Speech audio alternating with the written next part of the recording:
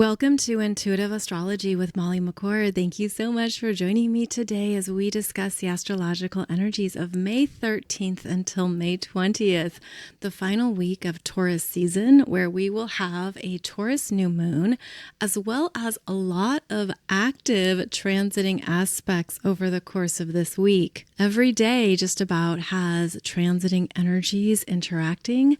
This brings in more of a lively pace to what is transpiring and what's going on. And in addition to that, we also have Uranus now fully in Gemini. And I wanted to ask you and check in on how your pace of life has changed over the past 3 weeks. Have you noticed that there has been a lot more going on, that suddenly things are much busier? Your inbox is full, there's more happening on your phone, there's more going on your calendar. There could even be a lot more to do and keep up with. It could even feel like too much at times. But this is Uranus in Gemini shaking up the ways we previously went about our daily routines and asking us to be more present in the moment, to trust your instant knowingness around what is important, what's worth changing, what's worth getting rid of and throwing out, so that you have room for perhaps some new priorities or new ways of living life that maybe you're feeling more open to than in previous phases or cycles. Uranus in Gemini is going to bring in more of these surprises and changes that shift what we do in a day. And it could even be that it's easier to let go of those old things that you realize you really don't enjoy them or you're really not interested in them anymore. Now, I realize this is different for everybody, depending on what you do, where you work, what your job is, what you have to get done in a day. But this is a very vibrant energy. And there can be some fast-moving developments and solutions that also come through with this Uranus and Gemini. And I think it's worth noting because next week we move into Gemini season. The sun actually enters Gemini on May 20th. At 8:37 p.m. Eastern Time. And so as the sun moves into Gemini, we'll make a conjunction to Sedna, also at 0 degrees of Gemini. And then Uranus will be at 1 degree of Gemini. And this brings about all new plans, projects, ideas, revolutionary concepts. There's a lot that will be developing in the next few weeks here as more Gemini energy is pulsing through the collective field and influencing us just as we are ready to think in a new way, to approach how we go about our lives from a whole new perspective potentially, and to see that we're ready to move on into a new chapter. And that's something that Uranus loves. Let's do something different and wild. Let's do something that's never been done before. And this is also working with our own mental concepts and expectations of what we should do every day. It is a new creative life force pulsing through the collective and also pulsing through us. And so there could even be some fast-moving developments here that occur out of the blue. Like one week you're doing one thing, and then within a very short amount of time, everything has turned over and it looks wildly different. And this can be very positive, of course. This can be something you've been waiting on, waiting to show up or waiting to come through so that it can be a part of your new reality. So we are now fully in this Uranus in Gemini energy. We have been talking about it on the podcast, of course, but I just thought this would be a good time to check in on what it feels like for you to be experiencing this energy now. So let's get to what is happening this week. where we have a lot going on, as I mentioned. And so I'm just going to start here, going day by day with what we have unfolding over the course of this week. So on May 14th, Mercury is conjunct the Sun in Taurus at 22 degrees. This conjunction happens after the previous Mercury retrograde cycle. And here Mercury is bringing information back to the Sun, giving the Sun something solid, clear, and tangible to sit with. And this is occurring as a stabilizing force to help you solidify what is a priority right now, what matters. On May 14th, what is essential? What's important? Maybe you have to make some financial choices or decisions. Maybe there's things you need to sit with and think through. Taurus energy is slow moving. And so there's not a desire to act quickly or make a fast choice. There could be something you're pondering, figuring out, looking for a way to move it forward. And this could be a day when things start to form and come together in terms of a realistic plan. And this energy carries forward to the May 16th Taurus new moon at 26 degrees. That's because Mercury continues to travel with the Sun, but Mercury will actually move ahead of the Sun and get beyond the Sun, moving in front of it, beginning to gather new information, details, plans, and messages ahead of the Sun. And so during the Taurus new moon, this Mercury is feeling energized and renewed, also wanting to think something through quite diligently, looking for clear facts, documentation, and evidence, which is a strength of all the earth signs. And so the Taurus new moon conjunct this Mercury is asking you to sit with something and look at it through a practical lens before you move ahead and put energy into building it. And in fact, this is a building and blossoming Taurus new moon in your chart at 26 degrees. And so you want to identify where you have this degree point because it is quite important. And the reason is because this is territory in your life that Uranus was previously visiting, disrupting, liberating, and drastically changing. In fact, Uranus was here in this part of your chart back in 2024, specifically July 2024. And I know it always takes a minute to think back that long ago, so 2 years ago or so. This is where Uranus was requiring you to stretch outside of a comfort zone, but Uranus is not a graceful energy. This would have been shocking, abrupt, unexpected, surprising. Of course, it could have been quite beautiful and a wonderful manifestation, but with Uranus transits, it probably didn't last. It was something that started quickly and then ended quickly, or it was something that would have changed up a part of your value systems, maybe your resources, finances, your creativity. It would have brought up more of what you didn't know you wanted or needed, and it would have also pulled you out of any areas of your energy that were too stuck or resistant to change. In other words, it was an area of your life where the stability you once had was removed and permanently changed. And if you have planets or points around this 25, 26, 27 degrees of Taurus, this would have been working with you more personally.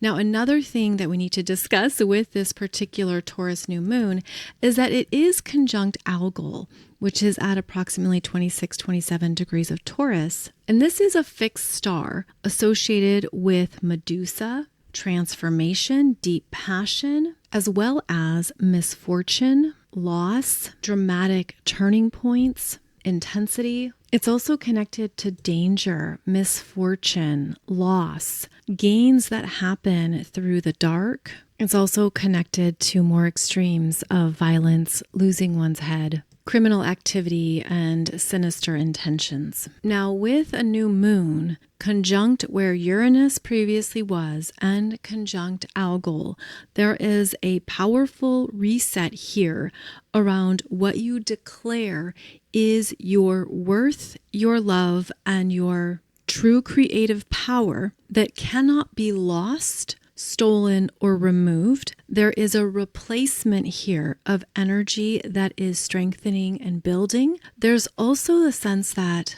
an important new beginning is at hand, regardless of nefarious interventions, disruptions, distortions, or previous hidden dark motives. This is where that Taurus new moon wants you to look at what you declare you will build and the new foundation that is being built here that I'm seeing as new earth values, new dirt, if you will, that is now coming in to solidify whatever was stolen, removed, taken, disrupted, or illegally gained. So, of course, only take what resonates here. But there is something to be said about a new level of dedication and devotion with the Taurus new moon, where you ground in your energy with new determination and an intention to feel strongly rooted and supported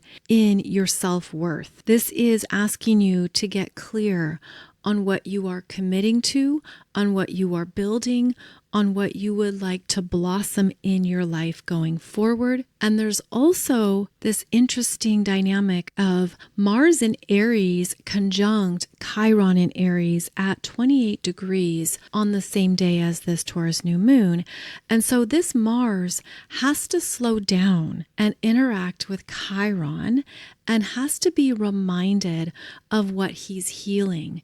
Now, what's interesting about this particular conjunction is that it's the last time Mars and Chiron are going to be conjunct in Aries. They've been conjunct every 2 years, bringing your attention to what you are learning and understanding about your true authentic self, helping you reform your self-identity from a healed, holistic perspective. And here comes Mars in the strength of his home sign of Aries, who has to slow it down and can't be too impulsive or even too independent.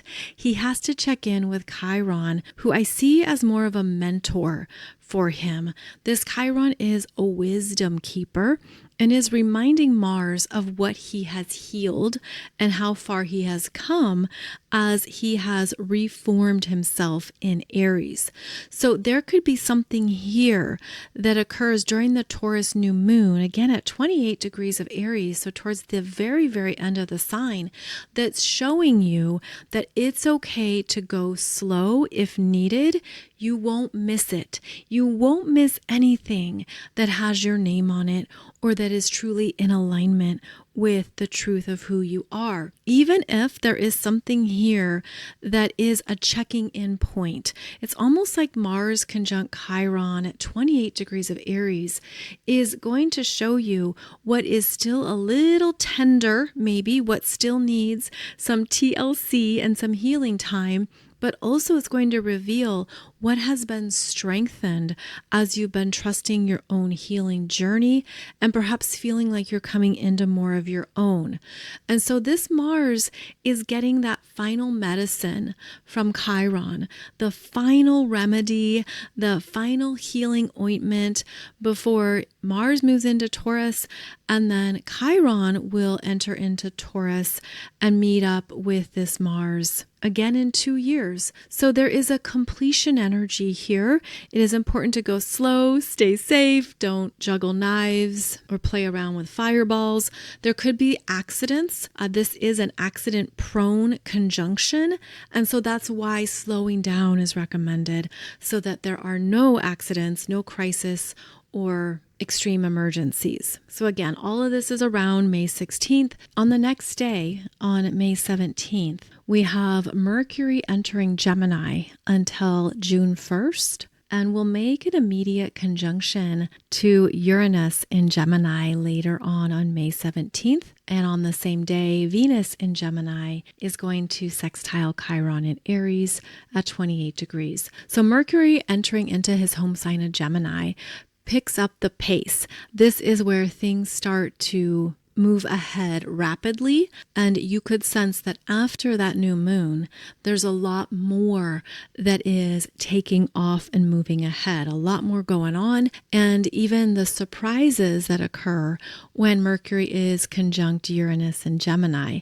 Now, when Mercury and Uranus are conjunct, especially in Gemini, this is quick moving developments that happen out of the blue, and Uranus is the higher octave of Mercury. So that means that they are innately connected through a shared frequency, where Mercury is human ideas, intelligence, concepts, viewpoints, and understandings. And Uranus is the higher cosmic mind, the vast field of consciousness and greater intelligence. And so this could be a beautiful day for surprises, solutions, unexpected communications.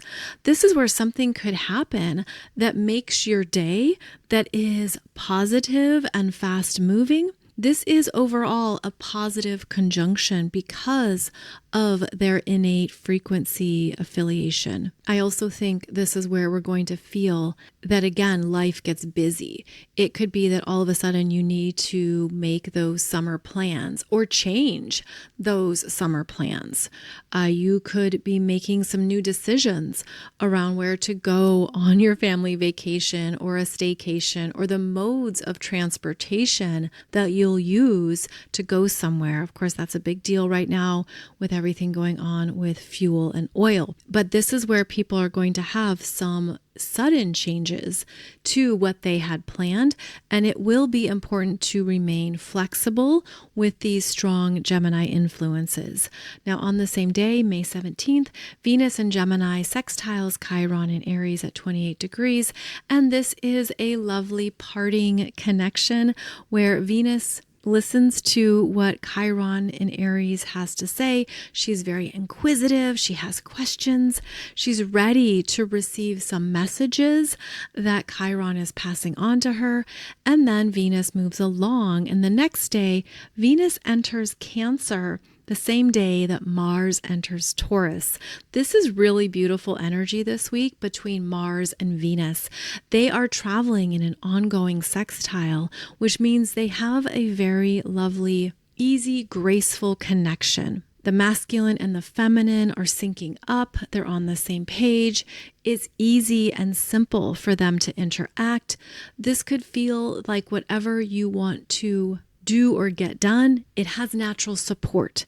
There's things that arrive that show you what to do, what to choose, what to incorporate. And so on May 18th, when Venus enters Cancer, where she stays until June 13th, and Mars enters Taurus until June 28th, the masculine and the feminine are in a receptive, harmonious energy where they are both peaceful, cooperative, and aligned. They are both in complementary energies. Venus in Cancer, a water sign, Mars in Taurus, an earth sign. This also may feel like it's easier to exhale, lean back, and allow things to unfold. This energy can also be very determined and clear in what you want to take on and get done. That's because Mars in Taurus is very dedicated. It is a slow moving Mars now. So after his time in courageous, independent Aries, Mars slows his roll in Taurus, stops running, and walks with a very even pace, not rushing anymore, but rather very clear on what he's moving towards and why. And so Mars in Taurus is now going to bring your attention to what you need in order to make progress. What are the next steps to bring in? What has been lacking? What is required? What is essential? What is practical? Mars in Taurus is a very strong builder, and it gives you that determination to see something through to the end.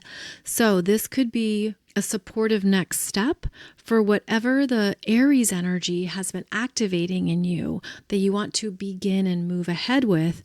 Now that Mars in Taurus is saying, okay, then this is what we need to bring together. This is what we have to pull in order to make it real. It's also where Mars is tested, because then you're assessing, what do I need? How do I get it? Where does it come from? How much does it cost? So new questions are presented. Then Venus moving into Cancer is a very soft, caring energy. This is Venus who moves into her heart space and checks in with what she's feeling.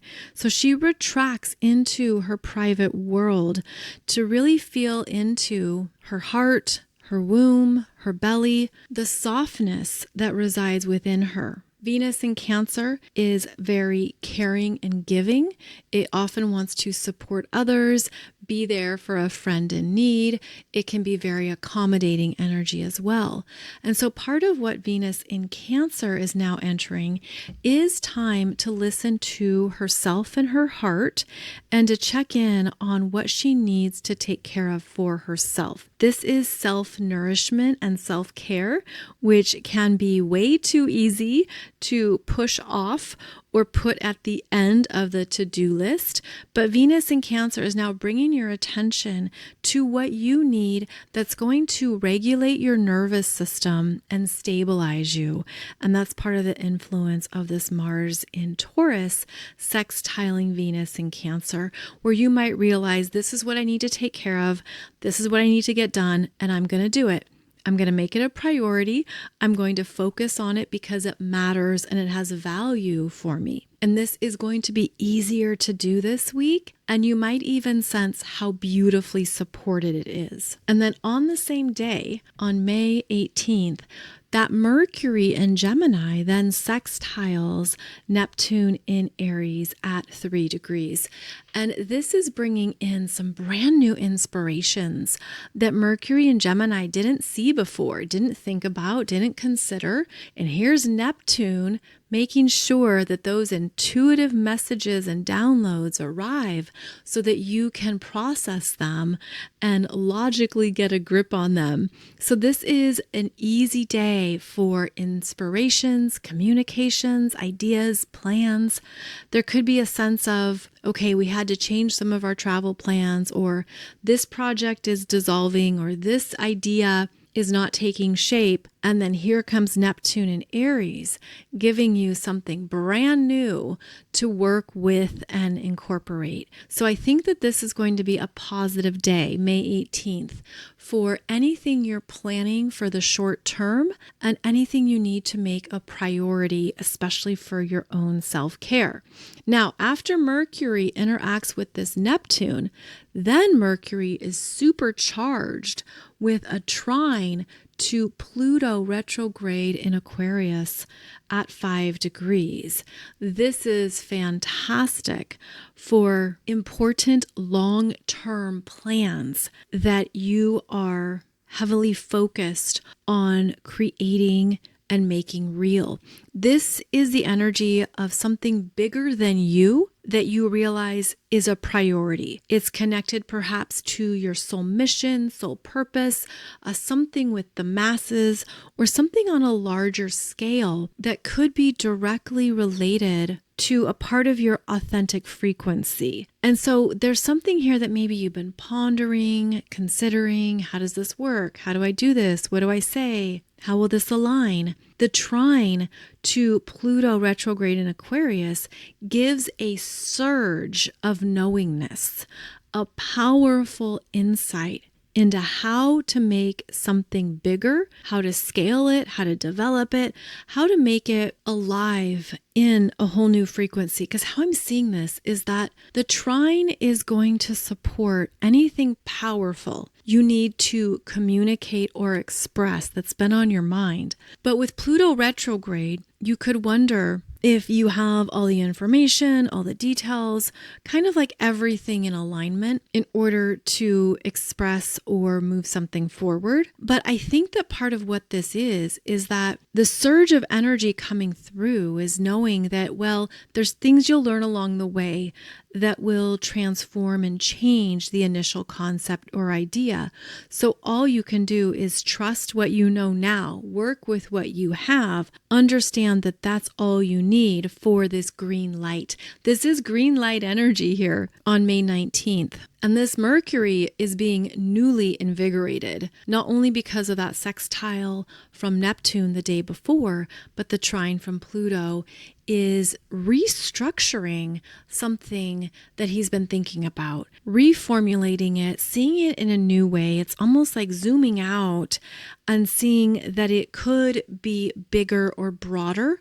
This could also feel like you're ready to do something brave, because Pluto trines help you face a fear, help transform the limitations of the mind, especially the monkey mind with Mercury and Gemini, show you where something has been too much in your head. Now you've got to move it. You've got to move it through the written word, communication, a presentation, spoken word. You've got to get it out of the head. And this could reveal, okay, no more overthinking. Now I feel the energy is moving me forward, and this is a beautiful time to work with it. If we look at this through an archetypal lens, Pluto is the god of the underworld, and Mercury is the messenger who can move between realms, who can move into the underworld and then return to the sunlight and the light of day.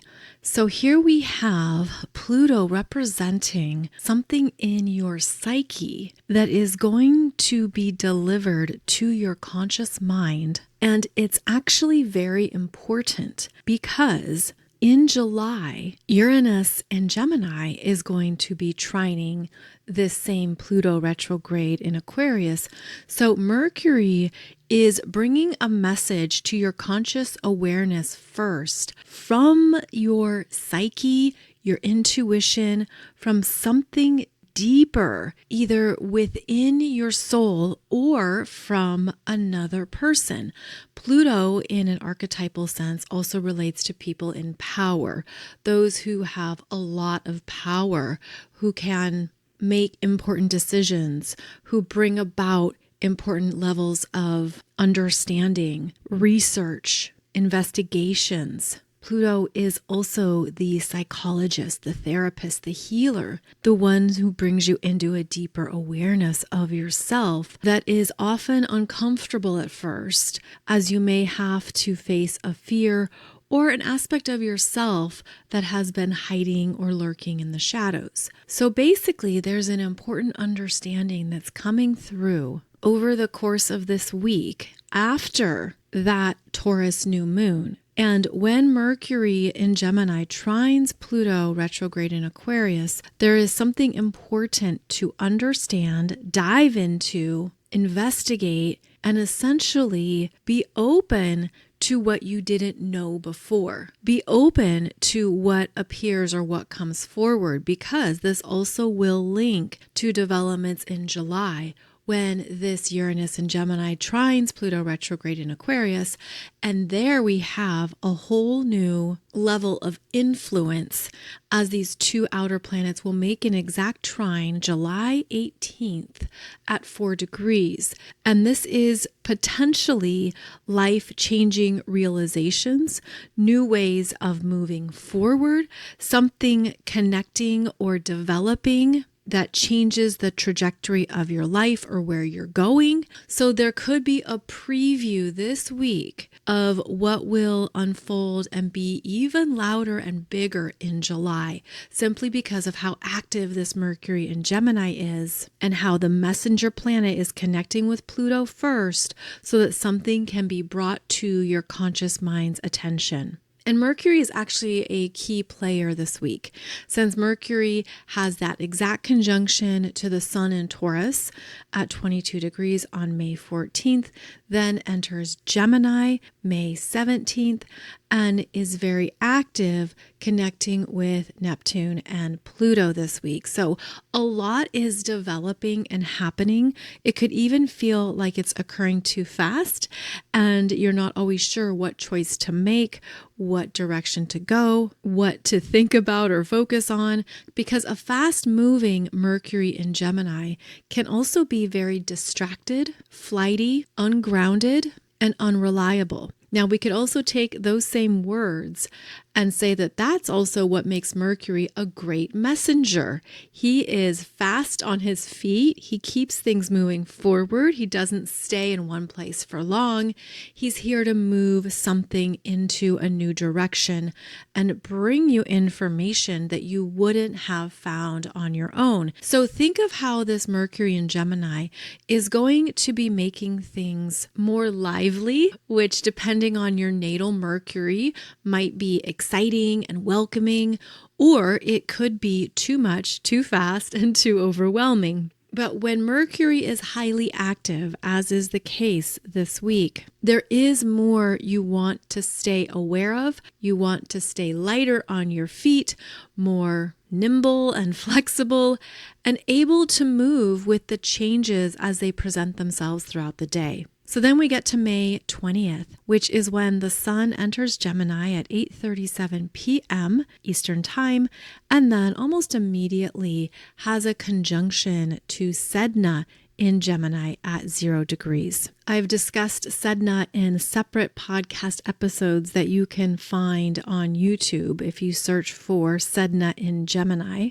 which will take you into more of her mythology and story. But essentially, Sedna is connected to what we surrender and give up through a crisis that then leads us to a process of transcendence and deep spiritual evolution. Sedna is a very slow-moving ascension process, a very slow-moving transformational journey.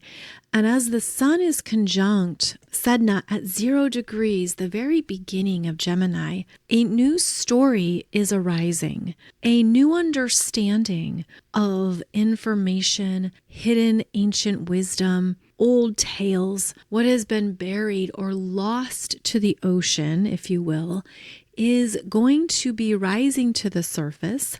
And the sun is the light of consciousness, growth, expansion, and warmth. And Sedna is connected to what has been frozen, what has been lost, either to previous cycles, previous generations, lost into the ocean, or just lost through the cycles of time. Now the sun is bringing our attention to a story that's ready to be told in a new light, with new curiosity, new details emerging. And this would be a day to stay aware of what's going on globally in terms of what has been revealed and is no longer hidden that represents an important ancient story. I also did a separate podcast episode for you discussing the triple conjunction between Uranus, Sedna, and Pleiadian points, all at 0 degrees of Gemini.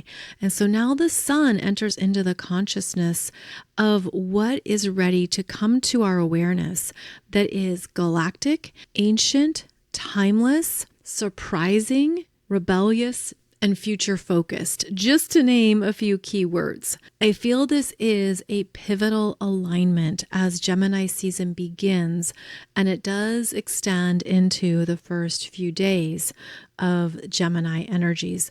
So keep in mind that there could be some important research that's revealed. Some intense emotional, transformational journeys come to the forefront, or basically anything involving these themes is going to be highlighted as the sun enters into Gemini.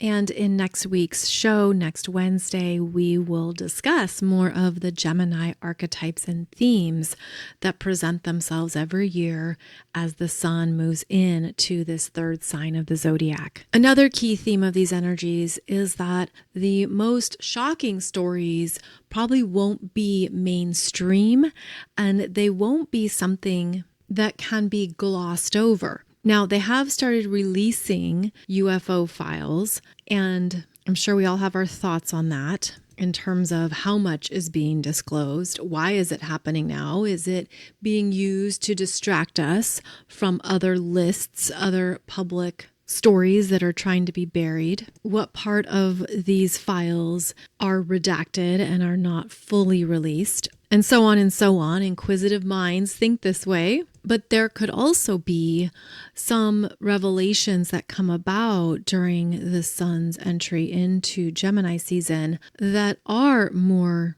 surprising than we would have anticipated. So more about disclosure will be coming to the forefront.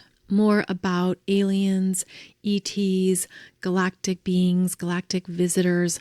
All of those stories are also going to be more pronounced and could actually be a big part of the world changes that occur in July. But basically all of the astrology and the rare astrological alignments that we're moving towards supports this level of groundbreaking revelations, unexpected developments, and paradigm shifting conversations and discussion points. And even as I say all this, I'm kind of laughing because I know that many of you who listen, you are so intelligent, you are so advanced, you see beyond what is being presented, you dig deeper, you know more truth than would ever be publicly disclosed. And so there's a part of this that is going to be quite fascinating to see where it leads and where it goes and how much attention it gets. I mean, safe to say, there's a lot of people who just don't care. They're too busy in their lives and for whatever reasons aren't drawn to this information, and to each their own. That's certainly not a judgment. It's just an observation. It's as if it's not until there's a mass event, a mass global event of some kind that will actually